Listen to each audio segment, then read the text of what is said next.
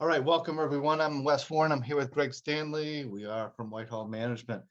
And today's topic is about the hidden costs of marketing. Obviously, over the years, I've heard a lot of dentists be very, very frustrated with their marketing efforts, almost to the point of just anger. I'll never do this again. I'll never spend money on marketing again. But then we also hear the opposite, where doctors have great success and it seems very easy. Always hear from the doctor who struggles with it that it must be their area. Well, most of the time, that's not the case. Almost all the time, there's other factors, and that's just kind of the hidden cost that we're talking about that make it not work, that make it more expensive than it should be. And that's what we're going to talk about today, Greg. As far as what you've noticed about hidden costs of marketing, what's been your experience with doctors being upset with their marketing efforts over the years? First of all, our clientele, the people that tend to end up working with Whitehall coaches, they've been in practice 20 or 30 years. And for them to be interested in more new patients, you'd be kind of surprised, but to them to be interested in marketing patients is almost a shock. It comes down to the fact they're ready for an associate. And so they need to turn the spigot on and just fill the practice with new patients. They've heard that somebody was succeeding with it, so they start to explore, how do I do well with marketing? So let's cover a couple basics. First of all, the whole world of internet, digital, pay-per-click, blah, blah, blah, that has been a breakthrough. Because of Google reviews, it tends to bring, if you're careful, if you know what you're doing, it can bring a better patient almost as good as a referral. So that's the good news. The bad news is the people that tend to badly need new patients probably have an internal problem with staff, training, engagement, motivation of staff, etc. So can I just, I Yeah, think that's a good point, because what you were saying in the beginning, that most of our people are looking for marketing because they want to add an associate. But if you're sitting here listening to this and going, yeah, I got to do marketing, and your effort is to fill yourself up, it's an indication, Greg, if you've been in practice for 20 years, that maybe something's wrong internally, that really is the problem. And trying to fix it with marketing won't work. If you're struggling to fill your own practice, you've been there for 20 years, and you think, okay, well, I'm just going to fill it with marketing.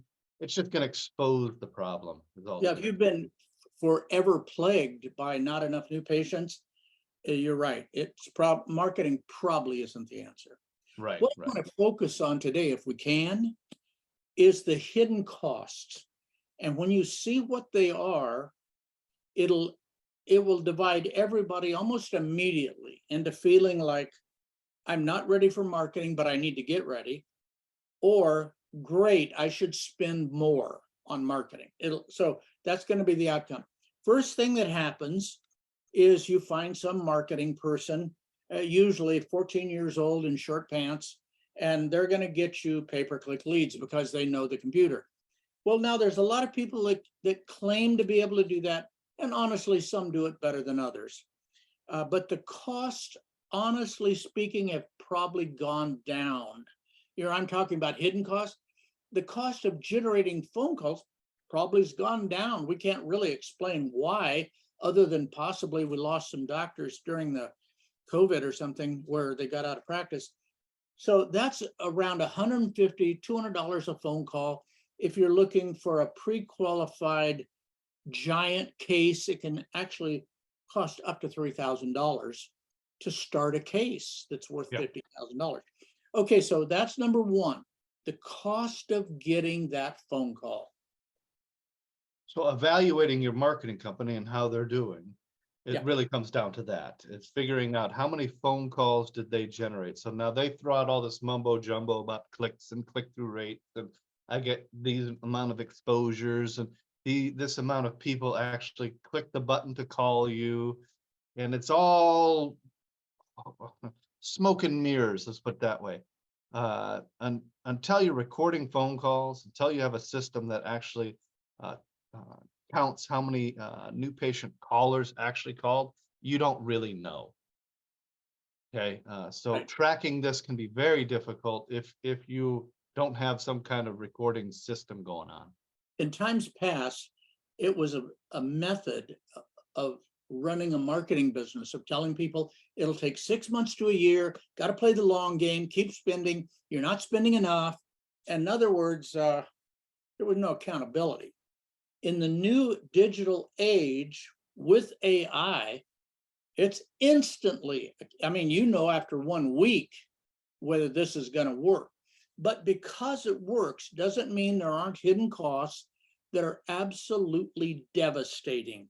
So I want to go on to that. Okay, yeah, there was a cost of generating the phone call. It's pretty predictable. In fact, a lot of people thinking, maybe this would help me get patients for my associate. Well, it can, and it's fairly cheap. Even an associate can make money off $150 phone calls if everything goes right. But Right. let's start to add up these costs.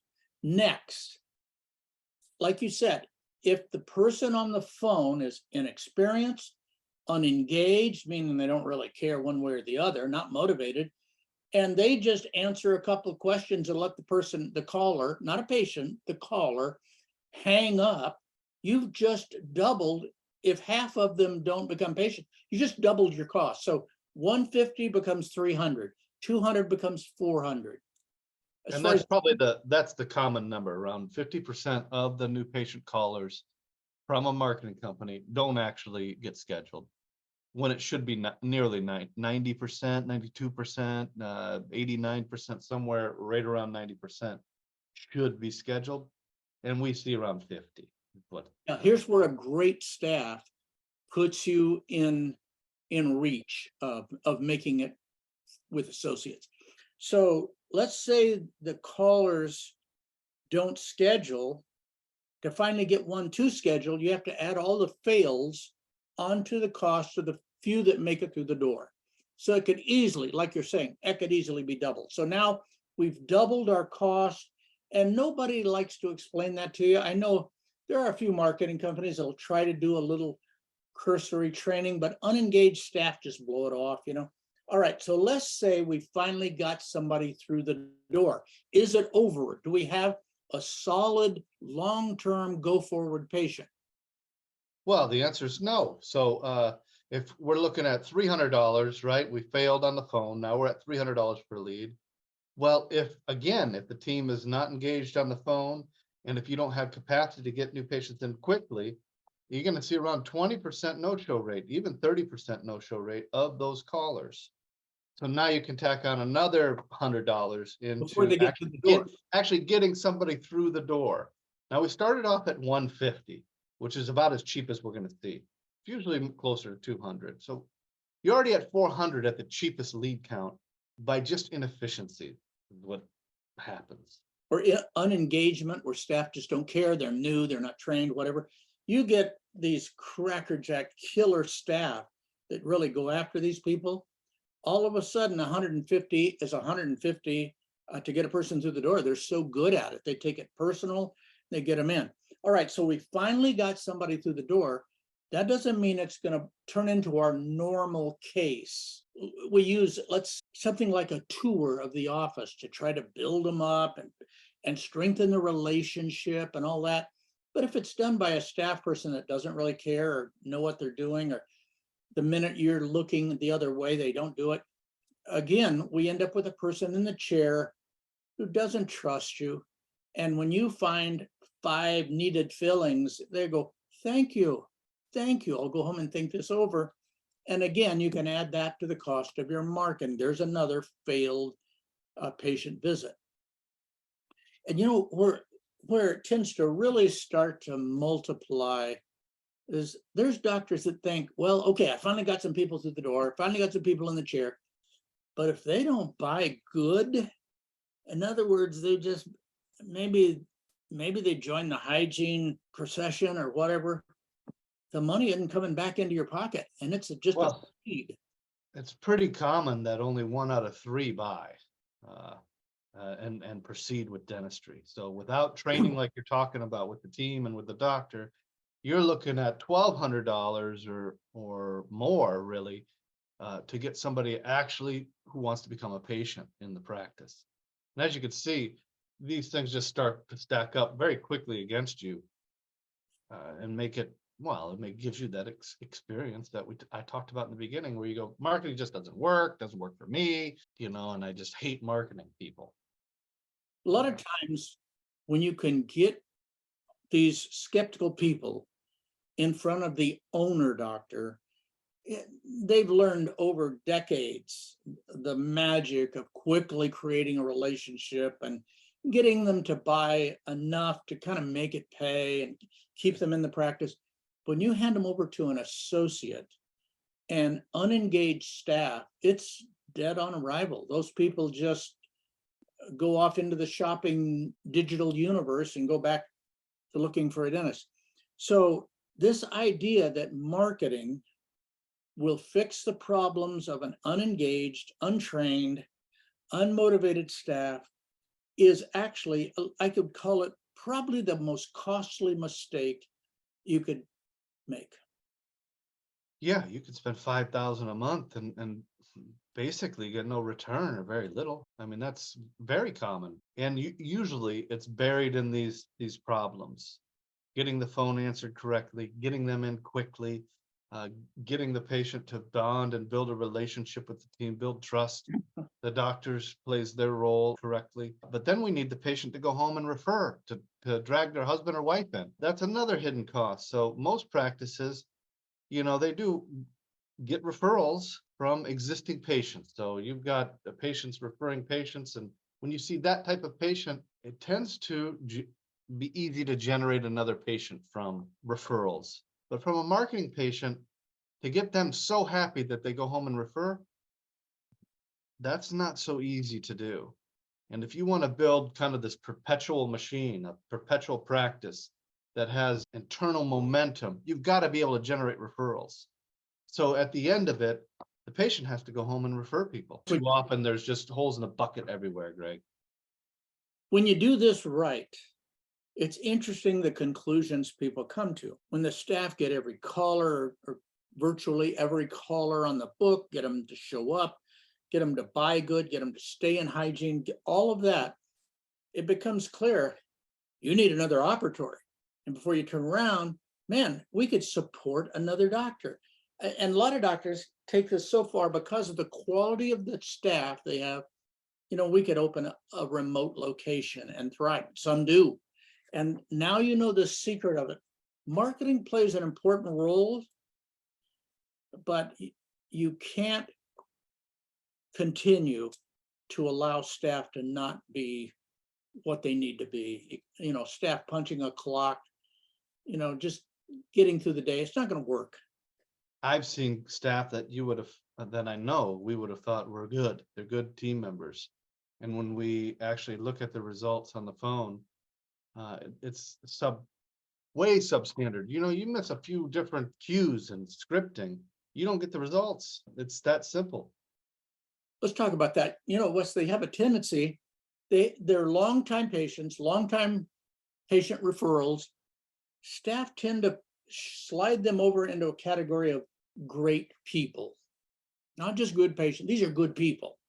And marketing people get slid over into the pile of bad people because they ask the wrong question. They're so skeptical. They're so negative. All they want to talk about is cost. Mhm. And the staff that have allowed that, or the doctor that's allowed that to creep in to their staff's outlook, you're not going to thrive with an associate. There's just not enough patience. Going and evaluating each step of the new patient process and trying to plug the holes and create systems and scripting for each step. A lot of times, if you just fix that, your practice will just naturally start filling up before the marketing even gets launched, which is a funny thing that happens is all your goals and whatever you wanted with the marketing, just preparing for it, you can kind of hit your goals without even the marketing, without one dime being spent. Can I tell you where we tend to fit into this picture? Besides all this training and engagement and motivation and so forth, so many doctors, owners, they really do good. They have through natural selection, Darwinian outlook, they have developed the ability to convert patients into good buyers.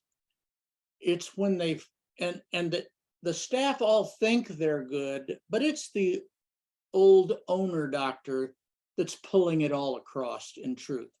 They bring in the associate, and the staff can get the people to the associate, and that's where it drops to the bucket. Nothing good comes out of it. And that, yeah, again, that's where the real challenge is. Like you said, as long as they can get you enough patients to you, the owner doctor, you can kind of pull it across the line, because your case acceptance is probably going to be phenomenal. You bring on an associate, there's just not going to be phenomenal. I can just One of the almost things guarantee it. we look at is who's doing the magic, who's building the relationship, who's closing the cases. If it's the owner and the staff just kind of stand by and let the owner do the heavy lifting, the associate probably won't work out. A lot of times the owner thinks, gosh, we got so many patients. He's been doing such a good job, really. He's been inspiring people with his concern for their comfort, convenience, and all these things. And so, yeah, he's got too many patients. He just concludes naturally and wrongfully that we just need to plug another doctor in here. And we need to see the magic coming from the team, not just the owner. Otherwise, it doesn't transfer. Yep. If you're looking for some advice, or you've heard something that we talked about here that yeah, I'm not quite sure my team is up to that task, or I'm not sure about those numbers that Greg and Wes were talking about, we'd love to talk with you. So click the link, sign up. It's complimentary. We're not going to charge you. Talk with us. We'll walk you through it, so that you don't make any big mistakes with marketing. I don't want to leave the impression that there's good staff and bad staff. There's staff that have taken hold for their own reason. Maybe there was bonus, or the doctor really treated them good, or whatever.